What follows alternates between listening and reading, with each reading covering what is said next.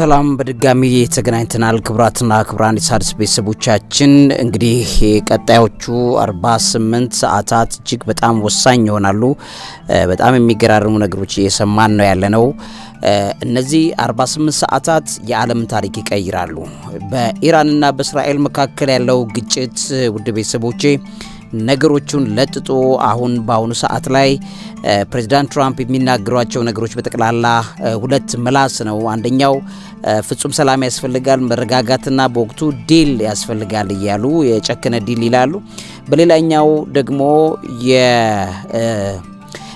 የኢራን ሰማይ ተቆጣጥረናል ሙሉ ለሙሉ ተቆጣጥረናል እንደማ እኛ የሚለው ነገር ከየት የመጣ ቃል ነው ስለዚህ አሜሪካ ይሄን ነገር ከጀርባ ስትሰራው ስትዶልተው ኖራለች ወይም ቆይታለች ማለት ነው ስለዚህ በእስራኤል አማካኝነት ነገሮችን እየተቆጣጠረች ያለችው አሜሪካ መሆኑን ነገሮች እየወጡ አፍጠው አግጠው እየወጡ ይገኛሉ እነዚህ 48 ሰዓታት ውድ ቤተሰቦቼ ምናልባትም አያቶላውን አሊ ኾሜኒን ወይ ገሏቸዋል ወይ ከስልጣን ሊያስወርዷቸው ነው ከዛ በኋላ እንግዲህ ኬኦሱ ይቀጥላል አሜሪካ በዚህ ጦርነት ላይ ከተሳተፈች ውድ ቤተሰቦቼ እመኑኝ ይሄንን አሁን አሜሪካ ሁሉ ነገር ሬዲ እንደሆነች እየተናገረች ነው ሰማዩን ተቆጣጥረናል አያቶላው የት እንዳሉ እናውቃለን ባሁን ሰዓት የሚለው ንግግራቸው ፕሬዝዳንት ትራምፕ በግልጽ ምን ማለት እንደፈለጉ እየተነገረ ይገኛል ሰማዩን ተቆጣጥረናል ሲሉ በግልጽ የሚያሳዩት ነገር ምን እንደሆነ እየተነገረ ይገኛል አጠቃላይ አሁን እየሆነ ያለው ነገር ወደ መጨረሻዎቹ ሰዓታት ብለው ነው እነሱ የሚያስቡት ነገር ግን ከዛ በኋላ የሚመጣውን ኬኦስ መቆጣጠር አይቻልም እየተባለ እየተነገረ ይገኛል እንግዲህ ከዚህ ጋር ተያይዞ አሁን በደቂቃዎች ልዩነት ፕሬዝዳንት ትራምፕ እንደተነገሩት we have no plan to kill Iranian leader for now before calling for unconditional surrender በሚል ገልጸውታል ስለዚህ በተቻለ መጠን እጅ ሰጥተው ወደ ኋላ አፈግፍገው ስልጣናቸውን እንዲለቁ ካልሆነ ያን የሚያደርጉ ከሆነ አንገላቸውም የሚለው ነገር በግልጽ አሳይተዋል ይሄ እንግዲህ አትሊስት ፎር ናው ነው ያሉት ያ ማለት ምን ማለት ነው ሊገሏቸው እንደሚችሉና በቁጥጥር ስር ኦልሞስት አያቶላው እንዳሉ እየተነገረ ይገኛል እንግዲህ ኢራን ደግሞ በበኩሏ በጣም ከባድ የሆኑ ምቶችን ወደ እስራኤል እንደላከች እየተነገረ ይገኛል ቀጣዮቹ 48 ሰዓታት የዓለምን ታሪክ ይቀይራሉ እንግዲህ እነዚህ ነገሮች ውድ ቤተሰቦቼ unconditional surrender ብለው እሳቸው ያሉት ነገር ላይ መሰረት ያደርጋል the US president says we know exactly where the Ayatollah is he is an easy target but is safe there ብለዋል ባሁን ሰዓት ላይ አያቶላው የት እንዳሉ እናቃለን በጣም ኢዚ ታርጌት ናቸው ማለትም በቀላሉ ልንመታቸው እንችላለን ነገር ግን ያሉበት ቦታ ሴፍ ይሁን ይቀመጡ ለጊዜው መደራደርና ስልጣናቸውን በትክክለኛ መልቀቅ ከፈለጉ አንገላቸውም የሚል አይነት ነገር ከፕሬዝዳንት ትራምፕ ሰምቷል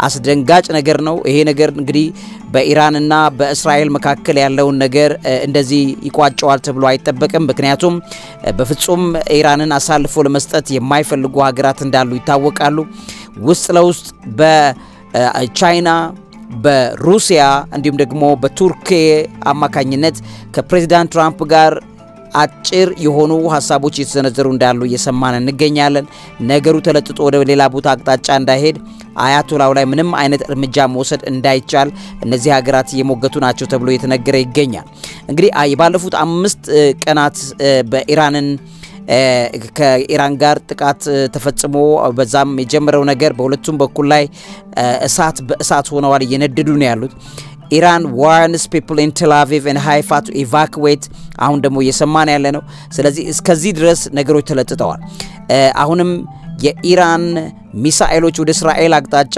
የተመዘገዘጉ ሊሆኑ እንደሚችሉ እየተነገረ ይገኛል በዚህም የተነሳ በጥቂት ደቂቃዎች ልዩነት እነዚህ አይነት ማስጠንቀቂያዎች ይወጡ ነው ከ20 ደቂቃ በፊት Iran warns residents of Tel Aviv and Haifa to evacuate to save their lives በሚል የተነገረው ዜና ጎልቶ ወጥቷል ስለዚህ በሁለቱ መካከል ያለው ነገር በጣም አደገኛ ደረጃ ዓለምን ይዟት ሊሄድ እንደሚችል እየተነገረ ያለበት ጫፍ ላይ ነው ያለው በሃይፋና በቴል አቪቭ ያላችሁ ለቃችሁ አካባቢውን ውጡ የሚል ነገር ከኢራን ተሰምቷል ምናልባትም በጣም ጨካኝ የሆነ ምት ወደ እስራኤል እየተላከ ሊሆን ይችላል ተብሎ እየተነገረ ይገኛል የኢራን አርምድ ኃይሎች ወይም ታጣቂ ኃይሎች ቺፉ ስታፉ ማለት ነው እንደተናገሩት በቪዲዮ ሜሴጃቸው አሁን ከደቂቃዎች በፊት እንደተናገሩት እስራኤል especially Tel Aviv and Haifa need to evacuate as soon as possible to save their lives የሚለው መልእክታቸውን አስተላልፈዋል ይሄ ሜጀር ጀነራል አብዱላሂ ሙሳቪ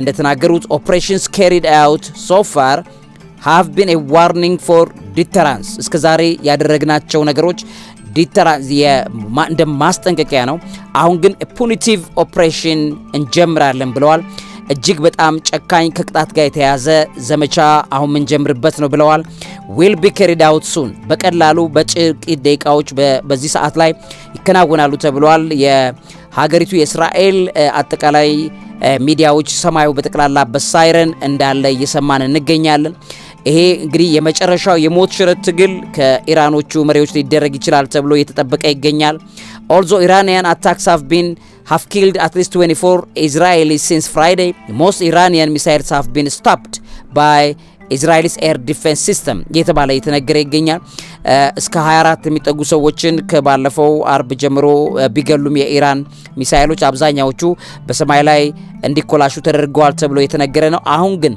ምን ሲስተም ቢጠቀሙ ነው ፑኒቲቭ ኦፕሬሽን ብለው ያሉት በደቂቃዎች ልዩነት ወይ በሰዓታት ልዩነት የምንመለከተው ይሆናል ውድ ቤተሰቦቼ ቀጣዮቹ 48 ሰዓታት ይሄንን የዓለም ታሪክ ይወስናሉ እንግዲህ አያቶላውን ሊገሏቸው ይችላሉ ወይንም ደግሞ ከዛ ጋር የተያዘ ከስልጣን ለማስወረድ የሚደረገው ጥረት ሊኖር ይችላል ነገር ግን ይሄ ምን አከታትሎ ይዞ ሊመጣ ይችላል የአሜሪካ እዚህ ውስጥ መሳተፍ የሚያመጣው ነገር በጣም ከባድ እንደሆነ እየተነገረ ይገኛል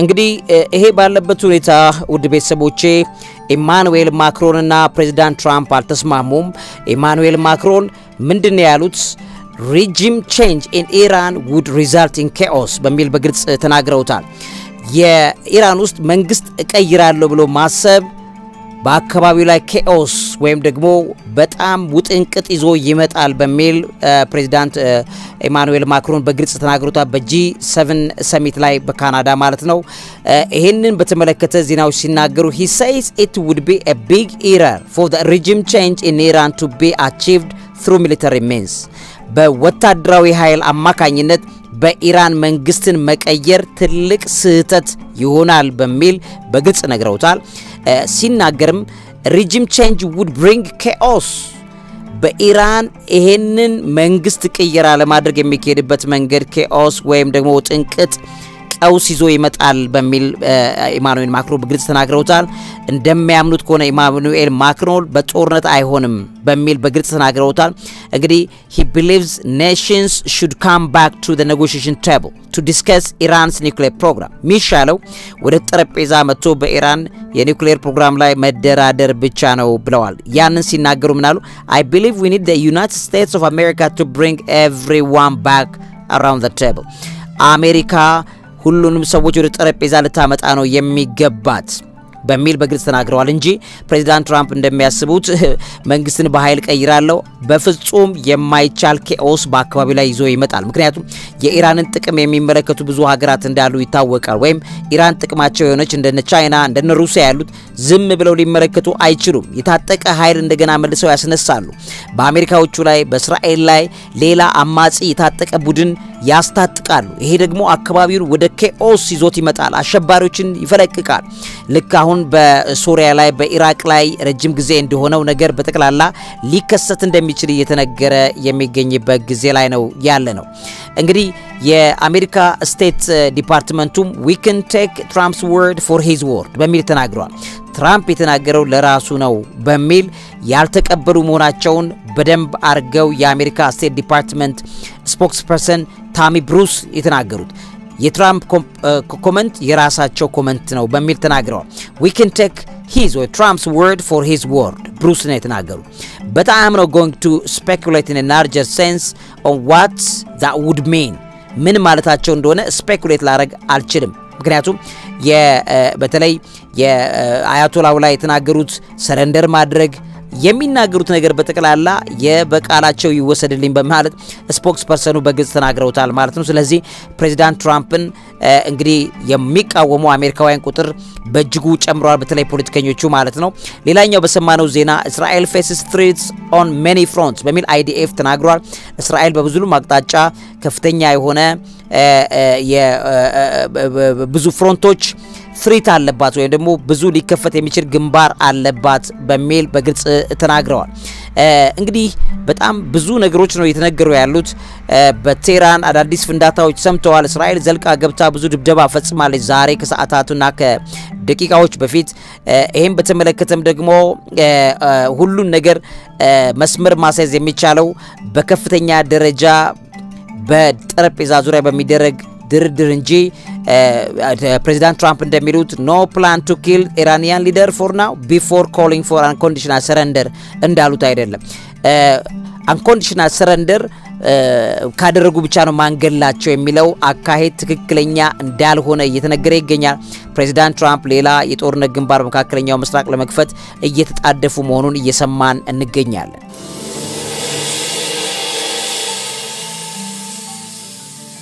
እንግዲህ ይሄን በተመለከተ የአሜሪካ ናሽናል ሴኩሪቲ ካውንስል አሁን ስብሰባ ይጀምራል ተብሏል። ፕሬዚዳንት ትራምፕ እንግዲህ በዋይት ሃውስ ናሽናል ሴኩሪቲ ካውንስልን የብሔራዊ የሀገሪቱን የደህንነት ካውንስልን በዋይት ሃውስ ሊያገኙ ነው። ከዚህ ውጪ ምንም የተነገረ ዲቴይልስ የለም። ነገር ግን በዚህ ውስጥ የሚነገረው ነገር ምናልባትም አያቶላውን ሊገሏቸው ወይም ደግሞ ከስልጣን ሊያስወርዷቸው 48 ሰዓታት እንደቀረ እየተነገረ ይገኛል። ይሄ በሆሞ ከሆነ በኋላ ግን ሰላም ይሆናል ወይ የሚለው ነገር በፍጹም እየተባለ እየተነገረ ይገኛል። እንግዲህ ይሄ በዶናልድ ትራምፕ አንቲ ዋር ሴንቲሜንት ወይም ጸረ ጦርነት አቋም እንዳላቸው ተብለው የሚነገሩ ናቸው። ነገር ግን ቀደም ብዬ በቀን ፕሮግራም ላይ እንደሰራውት ፕሬዚዳንት ትራምፕ በሁለት ቢል ላይ የሚጫወቱ ሰው ናቸው። ከፊት ለፊት ሰላም የሚመስል ከጀርባው ግን የሚፈልጉትን ነገር ለማድረግ ምንም አይነት ጉድጓድ የሚቆፍሩ ሰው እንደሆኑ ይታወቃል። እንግዲህ no war with Iran, no more foreign wars በሚል አሜሪካ ፈርስት በሚል ንግግራቸው ይታወቃሉ። እንግዲህ ቀደም ብለው በነገረው ከኢራን ጋር ምንም ጦርነት አንፈልግም፣ ከውጪ አገራት ጋር ምንም አይነት ጦርነት አንፈልግም፣ አሜሪካን ቅድሚያ እንሰጣለን ያሉት ሰው አሁን ወደ መካከለኛው ምስራቅ ከፍተኛ የጦር ኃይል ይዘው ገብተዋል። ምናልባትም የሌላኛውን የዓለም ጦርነት ሊቀሰቅስ የሚችል አደገኛ ኦፕሬሽን ሊጀምሩ እንደሆነ እየተነገረ ይገኛል። ከዚህ ጋር ተያይዞ እንግዲህ የአሜሪካ በዚህ በእስራኤል ኦፕሬሽን ውስጥ መግባት በተለይ ሪፐብሊካኖቹን በብዙ መልኩ የማስጠንቀቂያ ከሪፐብሊካኖች ለፕሬዚዳንት ትራምፕ እየደረሳቸው መሆኑን የሚያሳዩ ነገሮች እየመለከትን ነው። don't do this የሚል Republicans will never win again if you do this ሪፐብሊካን ደግሞ ሊያሸንፉ አይችሉም ይሄንን ካደረጉ በሚል የተቃዋሚዎቻቸው በግልጽ የተናገሩ ይገኛሉ። ፕሬዚዳንት ትራምፕ ይሄንን እንዳያደርጉት ወይም እስራኤልን አግዘው ኢራን ላይ ምንም አይነት እርምጃ እንዳይወስዱ ይጠንቀቁ የሚሉ የአሜሪካ ፖለቲከኞች በጣም አደገኛ ማስጠንቀቂያ እየለቀቁ እንዳሉ ይታወቃል። ለምሳሌ ማጋ የሚባል የፓርቲ አለ፣ የሚታወቅ ኢንፎርማል የሪፐብሊካን ፓርቲ ማለት ነው። ለምሳሌ ማርጆሪ ቴይለር ግሪን የሚባሉ ሰው አሉ። እኒህ ሰውና መሰል በዚህ አካባቢ ያለ አክራሪነት ያላቸው እንቅስቃሴ የሚያደርጉ አካላት በአሜሪካ ውስጥ እንግዲህ የአሜሪካ ይሄንን ነገር ስታደርግ ማየት በፍጹም የማይፈልጉ አካላት መሆናቸው የተነገረ ይገኛል። ነገር ግን ፕሬዚዳንት ትራምፕ እጆቻቸውን ሙሉ ለሙሉ ይዘው ለመግባት ጫፍ ላይ እንዳሉ እየተነገረ ይገኛል። ለማየት ያብቃችሁ። በእነዚህ 48 ሰዓታት ብዙ ነገር ይቀየራል፣ ብዙ ነገር ይሆናል። የዓለምን ታሪክ የሚቀይሩ ነገሮች ሊከሰቱ እንደሚችሉ እየተነገረ ይገኛል።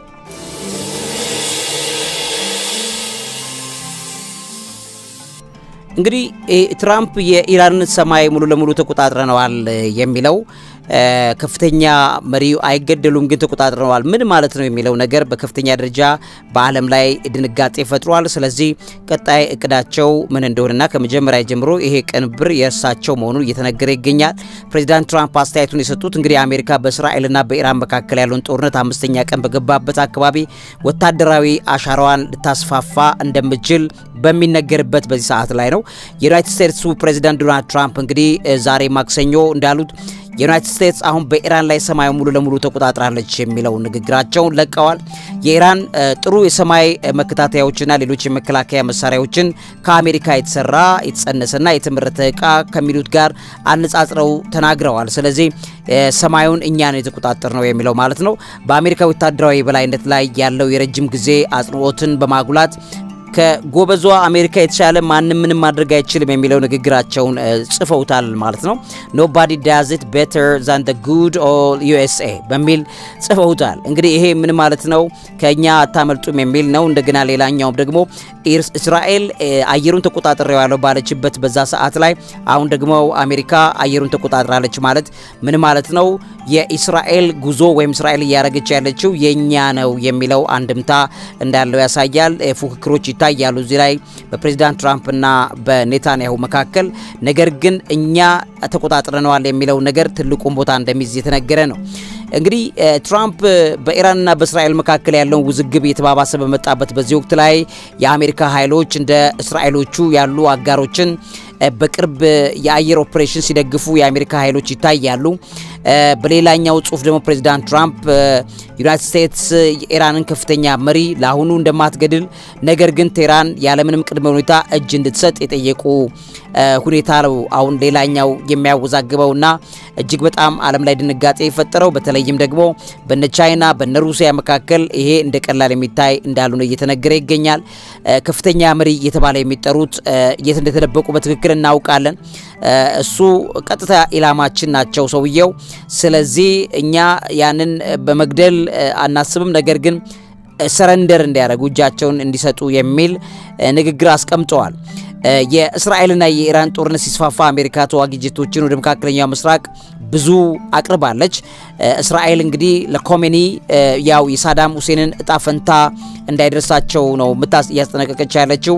የአሜሪካ ጦር የኢራቅን አምባገነን ጉድጓድ ወደ ጎተተበት ጊዜ ተመልሷል በአሁኑ ሰዓት ላይ የሚለውን ንግግራቸውን ፕሬዝዳንት ትራምፕ በግልጽ አመላክተው ለማሳየት እየሞከሩ ይገኛሉ።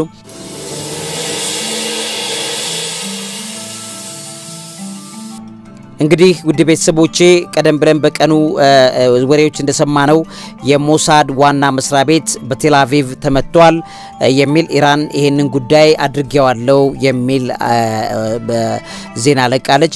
የእስራኤል ግን ይሄን ነገር ውድቅ አድርገዋለች።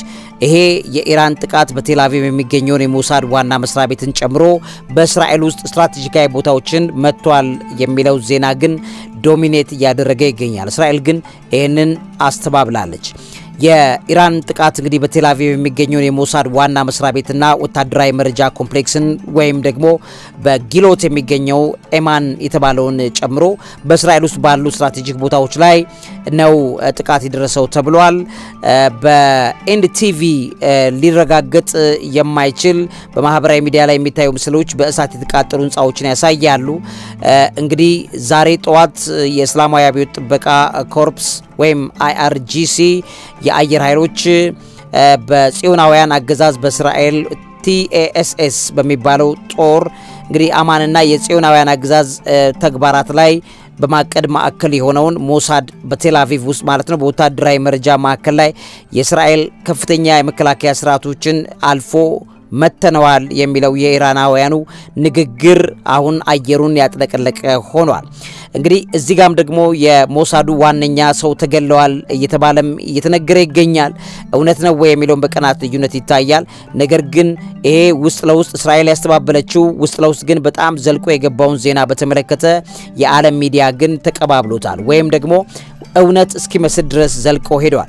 የእስራኤል ጦር እንግዲህ ጥቃቱ በአውቶቡስ ማቆሚያ ቦታ ላይ ደርሷል ሲል ነው የተናገረው እንጂ ይሄንን የሞሳድን ዋነኛ ቢሮ አልመታም የሚል ነው። የእስራኤል ጦር እንግዲህ በምዕራብ ኢራን የተወሰኑ ቦታዎችንም በዛ በደብድቦ ዛሬ ማለት ነው። ስለዚህ ያንን ባደረገበት ሰዓት ይሄንን አነጻጽሮ ተናግሮታል።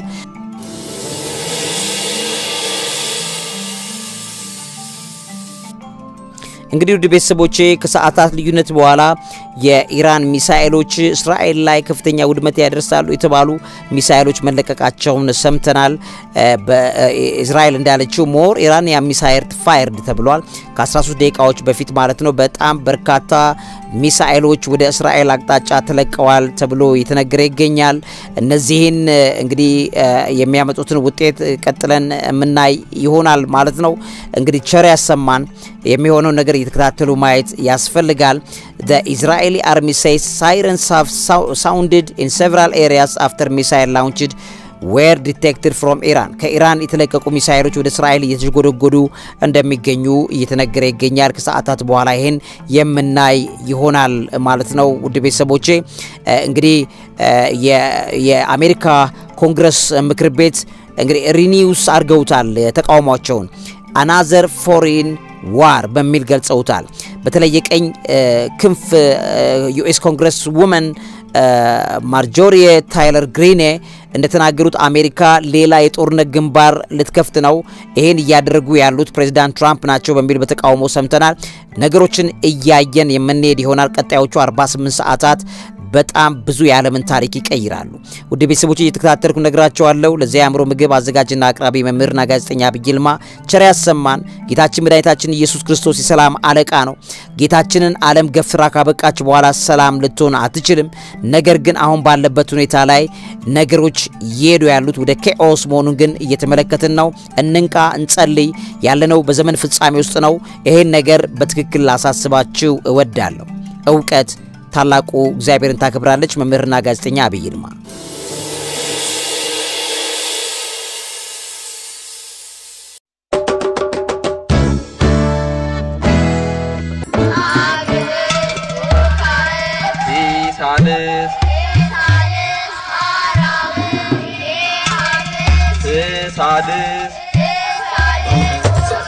በዐቢይ ይልማ ሚዲያ ተዘጋጅቶ ይቀርብልዎታል።